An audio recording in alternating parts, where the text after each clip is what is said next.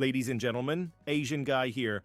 I need you to stop scrolling right now, close those other tabs, put down your phone for just a moment, and ask yourself a question that nobody in the financial media wants you to ask. If the silver market is truly as broken as we've been carefully documenting over these past weeks, if Japan is genuinely paying $130 per ounce, while your screen casually displays $71, if Shanghai is actively trading at $83 while COMEX pretends everything is business as usual, if the arbitrage gap is sitting at a staggering 80% and stubbornly staying there without closing, then why hasn't this entire thing detonated yet? That's the question I've been getting repeatedly in the comments section.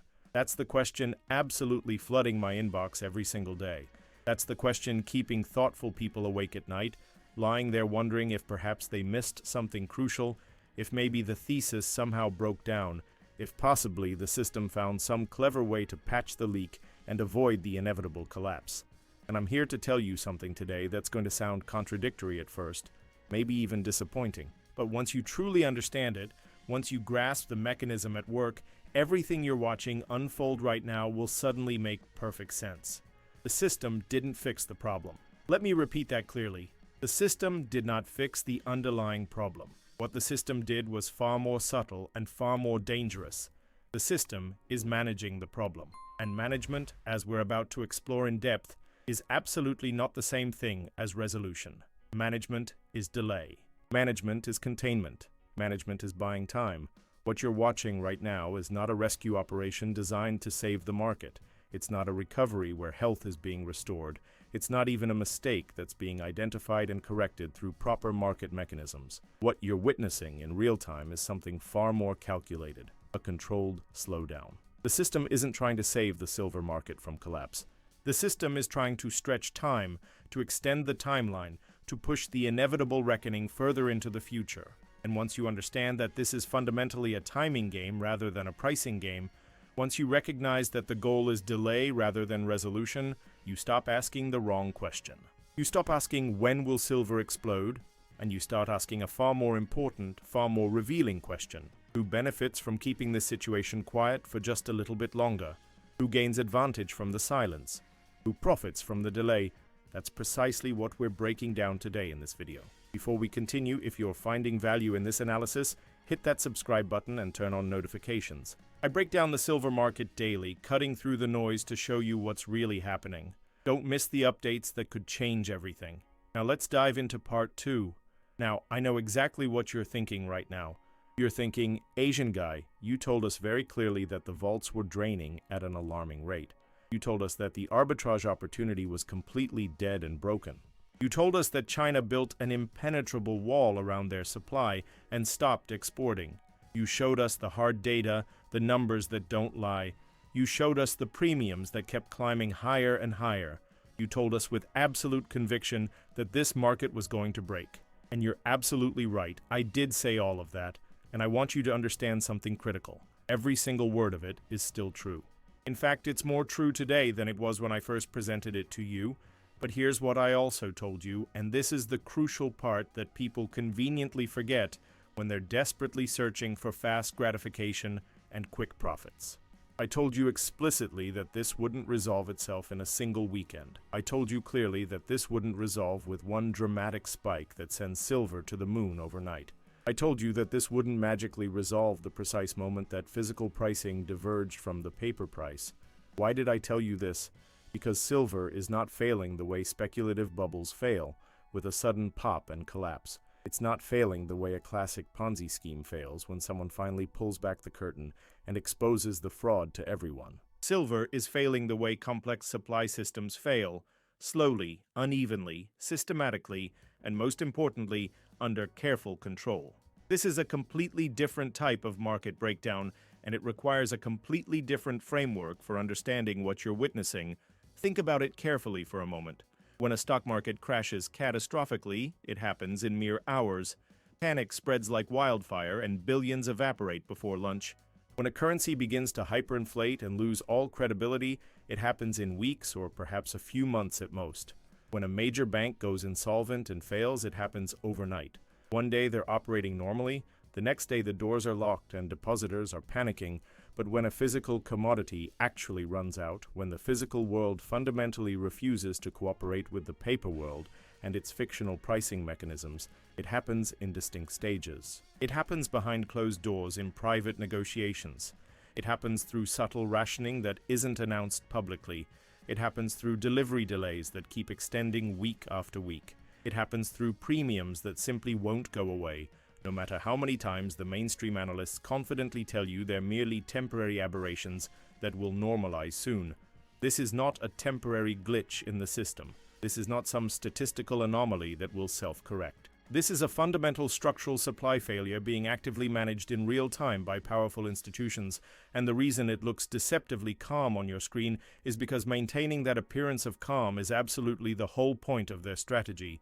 Let me ask you something important right now. If this situation were truly over, if the problem had genuinely been solved and resolved, what exactly would you expect to see happening in the market? You would expect to see physical metal flowing back into the market in substantial quantities. You would expect to see premiums collapsing back down to normal historical levels. You would expect to see dealers actively discounting their inventory to move product and clear their shelves. You would expect to see the massive arbitrage gap between New York and Tokyo snapping shut like a rubber band because every single bank on the planet would be simultaneously buying at $71 and immediately selling at $130, making easy, risk-free profits. None of that is happening.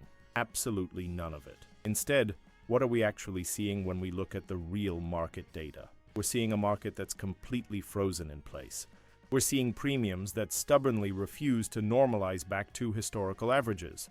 We're seeing delivery times that keep stretching longer and longer each week. We're seeing vault inventory that keeps declining steadily, not increasing as it should if supply were returning.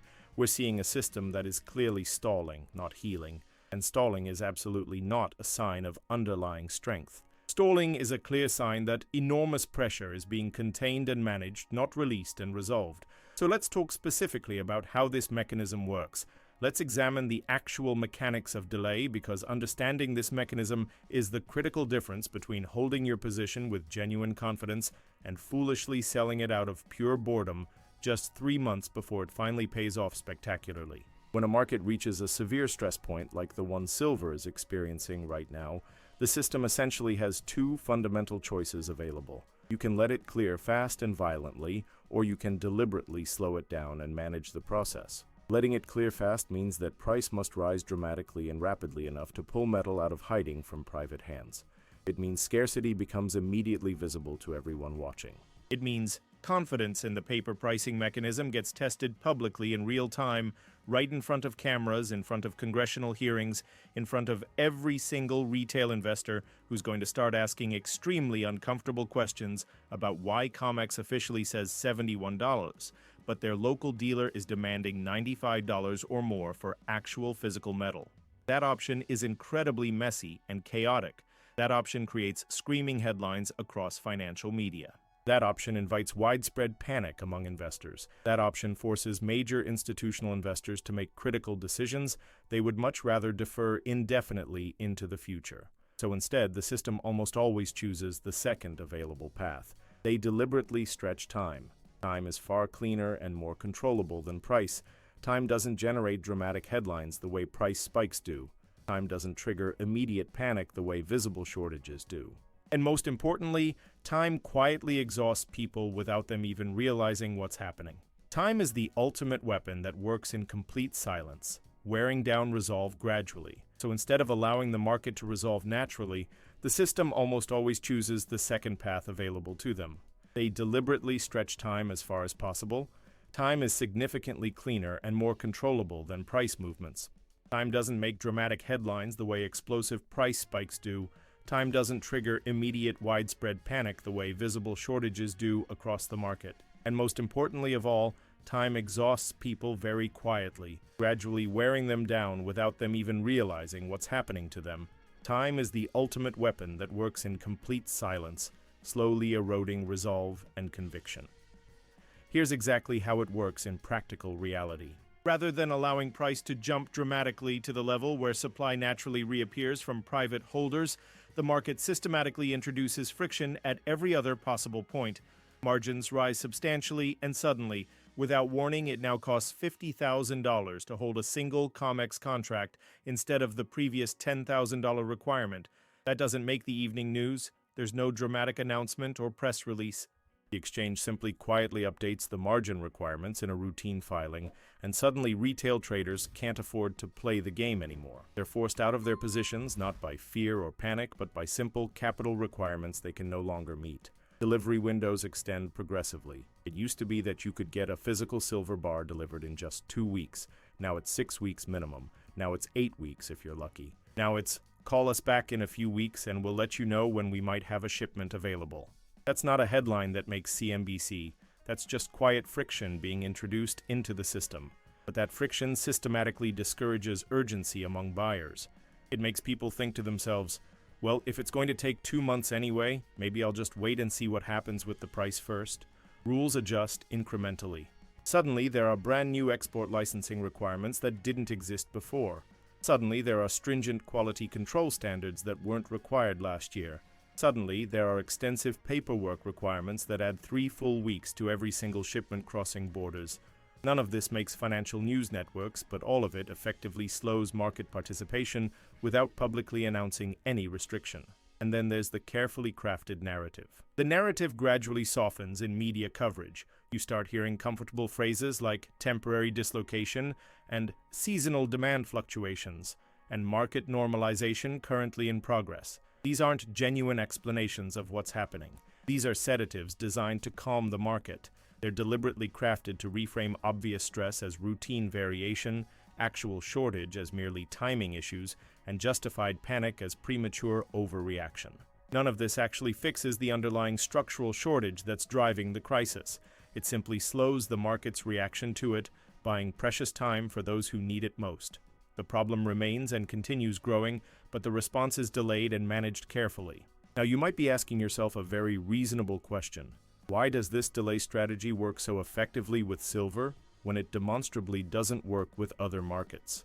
Why can they manage and control silver like this, but they couldn't manage the nickel squeeze on the London Metal Exchange when that exploded? Why can they slow silver down so effectively, but they couldn't slow down GameStop when Reddit decided to attack and expose the system? The answer is actually quite simple when you understand the unique characteristics of silver. Silver is uniquely vulnerable to this particular strategy because of its specific size and its critical role in the economy. Silver is small enough to manage and control with rules and regulations, but simultaneously critical enough that it absolutely can't be allowed to break openly and publicly. This creates a perfect storm for manipulation and control. The entire above-ground investment supply of silver, every single bar, every coin, every ounce sitting in a vault, or a personal safe or a drawer somewhere, is worth approximately $50 billion in total. That sounds like an enormous amount of money until you realize that's actually less than the total market capitalization of Netflix. It's less than what Apple generates in pure profit in a single quarter. You can effectively control a $50 billion market with targeted regulation, with strategic paperwork requirements, with margin requirement adjustments, with licensing restrictions. You absolutely cannot control a $10 trillion market like the global bond market or the international oil market that way. Those markets are far too large and too important. They have too many active participants. They have too much direct political pressure and influence. They have too many powerful lobbyists working in Washington and capitals worldwide. But silver is small enough that literally a few strategic phone calls can fundamentally change the game. A few carefully timed rule changes can slow everything down dramatically. A few margin hikes can completely clear the room of retail traders who can't meet the new requirements. And absolutely nobody notices or complains because silver doesn't have a powerful lobbying arm in Washington. Silver doesn't have a seat at the prestigious Jackson Hole Economic Symposium. Silver doesn't get discussed in the Federal Reserve meeting minutes or policy statements.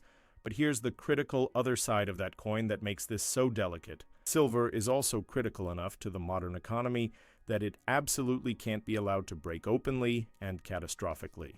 You simply can't have solar panel factories shutting down production because they can't source silver. You can't have defense contractors frantically calling the Pentagon saying they can't build essential missile guidance systems. You can't have Tesla holding an emergency press conference announcing they're pausing electric vehicle production because the supply chain is completely frozen. So the system is walking an incredibly delicate tightrope here. They desperately need to slow the market enough to prevent widespread public panic, but they can't slow it so dramatically that actual industrial production stops completely. They need to ration demand without making it look like rationing is happening. They need to keep the price artificially suppressed on paper without publicly admitting that the paper price is complete fiction. This is where we get into the psychological warfare component. This is where the system actually uses your own mind against you in the most effective way possible. The goal isn't to convince you that silver is cheap and a great buying opportunity. The goal is far more subtle, to convince you that simply waiting passively will solve the problem. That if you just sit tight and don't take action, if you just stay calm and ignore the warning signs, if you just ignore the noise and the rising premiums and the delivery delays, eventually everything will magically normalize on its own. Eventually the arbitrage gap will close. Eventually the market will heal itself without any dramatic disruption. And if enough holders believe that comforting narrative, if enough potential buyers believe that patience is the right strategy, then physical metal doesn't have to be forcibly extracted from vaults through price spikes. It simply stays inactive and dormant long enough for demand to be quietly rationed, for industrial users to secure their critical supply behind closed doors through private negotiations, for the entire system to rebalance without triggering any public panic or media attention. Think carefully about what happens when you successfully convince someone to be patient and wait. They stop taking action entirely. They stop bidding aggressively for available metal. They stop demanding immediate physical delivery.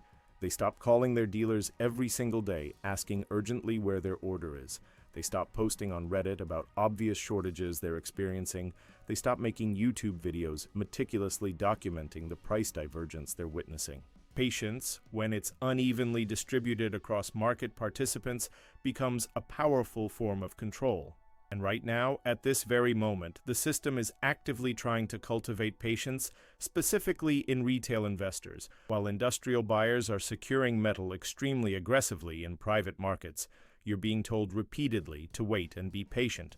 Samsung is absolutely not waiting. You're being told constantly it's temporary and will normalize. Tesla is not treating it as temporary at all. You're being told to stay calm and not overreact. The Chinese solar companies are panic buying at $83 because they know with absolute certainty that calm is a complete lie. So let's ask the critical question that cuts through all the noise and misdirection. Who actually benefits from delay? Because delay is never neutral in markets. Delay always advantages one specific side of a trade over the other. In silver's case, slowing the market benefits exactly one side of the equation, the side that desperately needs time far more than they need metal. Think carefully about who's on that side. You've got bullion banks who are massively short 200 million ounces on COMEX. They don't need silver, they need time. Time to roll their positions forward. Time to slowly cover their shorts on price dips without triggering a devastating squeeze. Time to gradually flip their books from dangerously net short to neutral before the real panic starts. You've got exchanges that need time to adjust rules without looking desperate. You've got regulators who need time to craft narratives for Congress. And you've got industrial users who are secretly grateful because delay gives them time to negotiate supply contracts quietly. Now let's talk specifically about why this strategy of delay only works with paper silver and completely fails with physical metal, because this is precisely where the system's control starts to fundamentally break down and unravel. Paper silver is absolutely perfectly suited for time-based control mechanisms. You can roll contracts forward into the next month indefinitely. You can net out positions on spreadsheets. You can defer losses on your balance sheet using accounting tricks. You can settle contractual obligations with cash instead of actual metal. Time is infinitely flexible in the paper world. Paper is patient.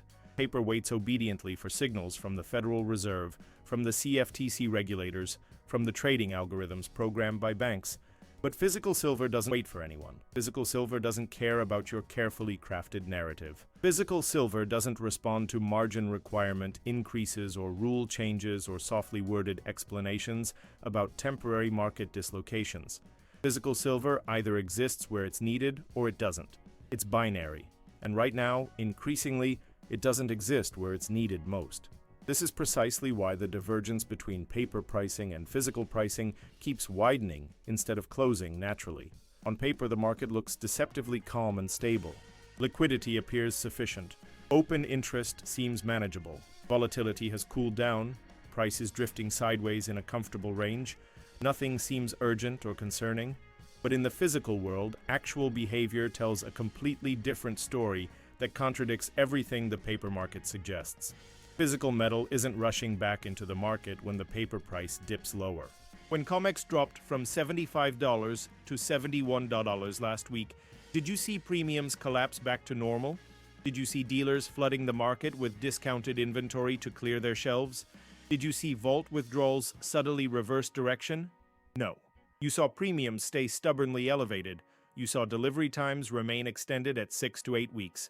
You saw holders firmly refuse to sell their metal. That's the divergence that truly matters. That's the visible crack in the foundation. So if delay doesn't actually solve the underlying problem, where does all that pressure go? Because pressure doesn't simply disappear into thin air. It can't disappear. It can only change form and accumulate elsewhere. Let me show you exactly where it's accumulating right now. In places that don't show up on any chart, in places the financial media will never report until it's far too late. First, it's accumulating in industrial demand that simply can't be postponed forever. Samsung needs silver to build smartphones. They can't just decide to stop manufacturing phones for 6 months while the market sorts itself out. Tesla needs silver for every single electric vehicle they produce. They can't pause production indefinitely. First Solar needs silver for solar panels. They can't tell their customers, "Sorry, we'll get back to you when silver becomes available again." Industrial consumption is not elastic. It's completely binary. You either have the metal or your factory stops operating, period. This brings us directly to the question that everyone keeps asking me repeatedly. What's the catalyst? When does this thing finally break and explode? And the answer is going to frustrate you because it's not clean or simple. It's not straightforward. There's no red button that gets pressed at a specific moment. There's no single dramatic event you can put on your calendar and wait for anxiously. The catalyst is not one isolated event. It's a series of quiet constraints compounding simultaneously at the same time until something eventually gives way under the accumulated pressure. Think about it like a large dam holding back massive water pressure. A dam doesn't catastrophically fail because of one single crack appearing. It fails because of 1,000 small cracks that accumulate pressure progressively over time until the overall structural integrity reaches a critical breaking point. And then it fails all at once, suddenly and completely. That's exactly where we are with silver right now.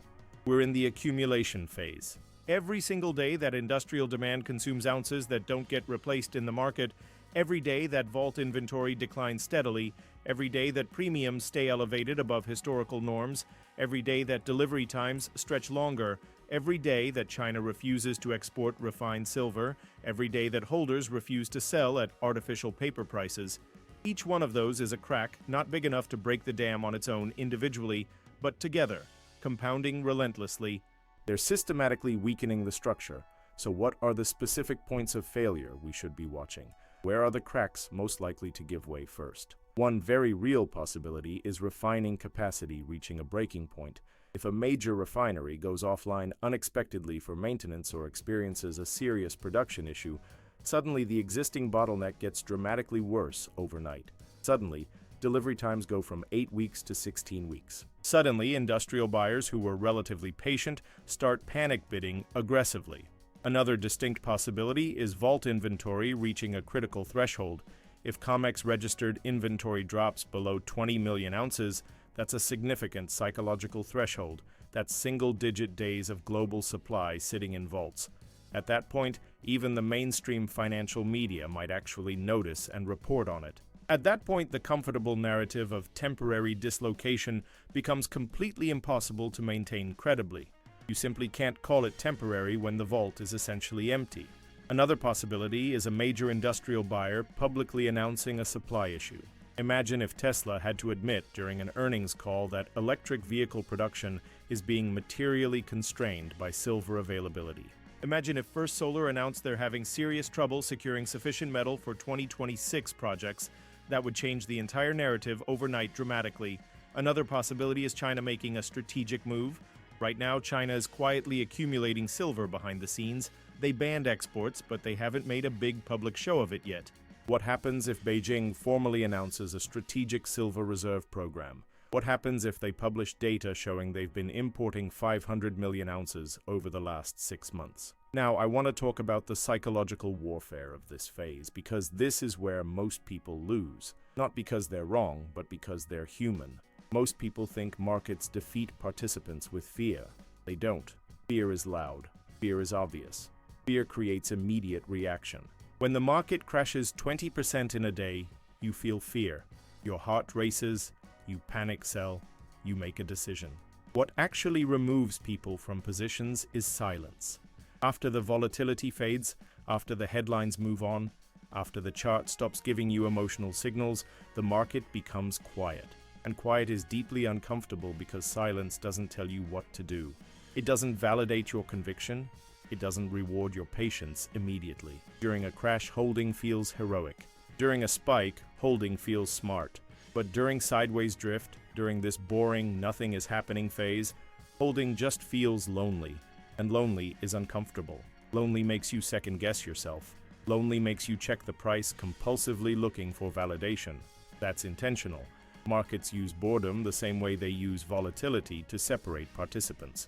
The people who entered silver for excitement start questioning themselves. The people who expected fast confirmation begin doubting the thesis. And slowly, quietly, positions get reduced. Not because the story broke, not because supply returned, but because time passed without validation. That's why silence is so effective. People keep asking me where silver goes next, up or down, soon or later, explosion or failure. But those questions assume that direction is revealed by movement. It isn't. Direction is revealed by what fails to happen under pressure. Silver had every reason to break down. It had volatility, it had time, it had margin pressure, it had narrative pressure. Every analyst calling it a bubble, calling it temporary, calling it over, and yet, the one thing the system desperately needed didn't happen. Metal didn't return to the market. Holders didn't rush to sell when price dipped. When COMEX dropped to $71, did premiums collapse? No. Did dealers flood the market with inventory? No. Did vault withdrawals reverse? No. The market threw everything at holders. Price pressure, time pressure, boredom, silence, and holders said, no. That refusal is the direction. So the only real decision in front of you is simple. Don't confuse delay with defeat. Don't confuse quiet with resolution. And don't let time weaponized against you become the reason you give up position before direction reveals itself. If you're holding physical metal, you already stepped out of their game. The paper market runs on urgency.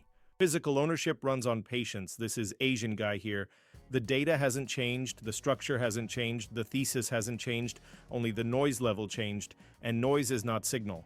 Stay steady, stay patient, don't let them shake you out during the silence.